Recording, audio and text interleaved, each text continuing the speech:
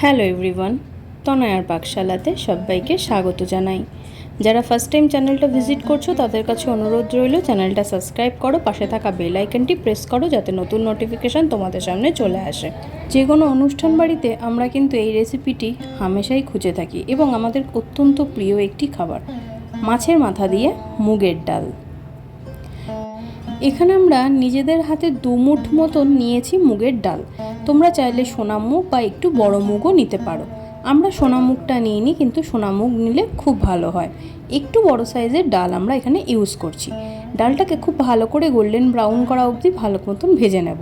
যখন এর থেকে খুব সুন্দর গন্ধ আসবে তখন দেখো ডালটাকে এইভাবে একটু ধুয়ে আমরা এখানে প্রেশার কুকারে দিয়ে দেবো। প্রেশার কুকারের মধ্যে দিয়ে দিলাম জল, পরিমাণ মতন নুন, দেব পরিমাণ মতন হলুদ আর একটু সাদা তেল। মাছের মাথার মতো দিয়ে দিলাম পরিমাণ মতন নুন।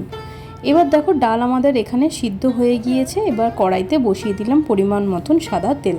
তেল খুব সুন্দর গরম হলে মাছের মাথাগুলোকে লাল লাল করে এপিট ওপিট করে কিন্তু ভেজে নিতে হবে। মুগের ডাল তোমরা চাইলে কিন্তু কড়াইতে নর্মাল সিদ্ধ করতে পারো। প্রেশার কুকারে কিন্তু আমরা কোনো সিটি দিইনি, একটু হুইসেল আসার আগেই এটাকে নামিয়ে নিয়েছি। যথেষ্টভাবে আমাদের এটা সিদ্ধ হয়ে গিয়েছে। এবার মাছের মাথাগুলোকে তুলে নেওয়ার পালা।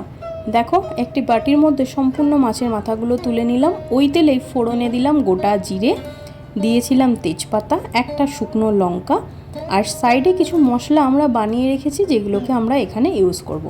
দিলাম একটা মিডিয়াম সাইজের পেঁয়াজ, যেটাকে গ্রেট করে নিয়েছি। তোমরা চাইলে কুচিয়েও নিতে পারো। ডাল এবং মাছের পরিমাণ যেমন থাকবে সেই অনুযায়ী কিন্তু তোমরা মশলা ব্যবহার করবে।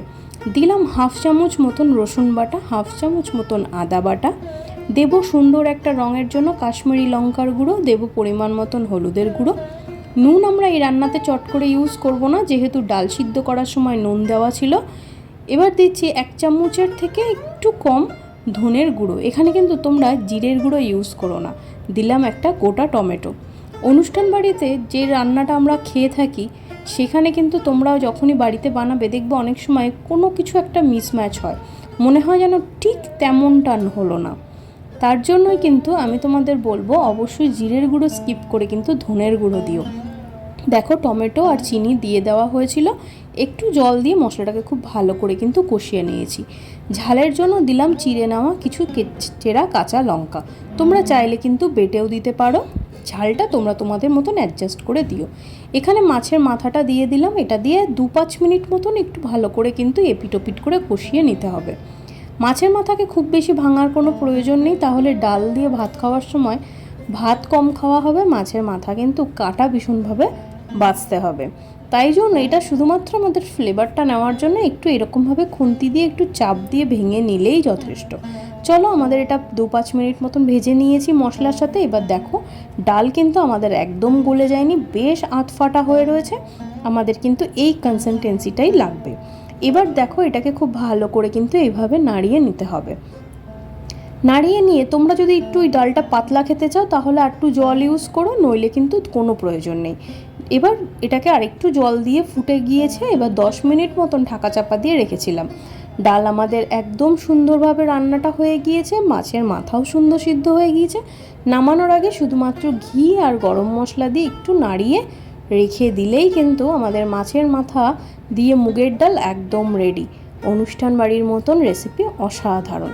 বানিয়ে খাও, আর যদি বাড়িতে আত্মীয় স্বজন লোকজন যেই আসুক, বন্ধু বান্ধব, তাদেরকেও খাওয়াও। আর জানাও কমেন্ট সেকশানে যে তোমাদের সেম বাড়ির ওরকম অনুষ্ঠান বাড়ির মতন হয়েছে কিনা। ধন্যবাদ, দেখা হচ্ছে আরও একটা রেসিপির সাথে।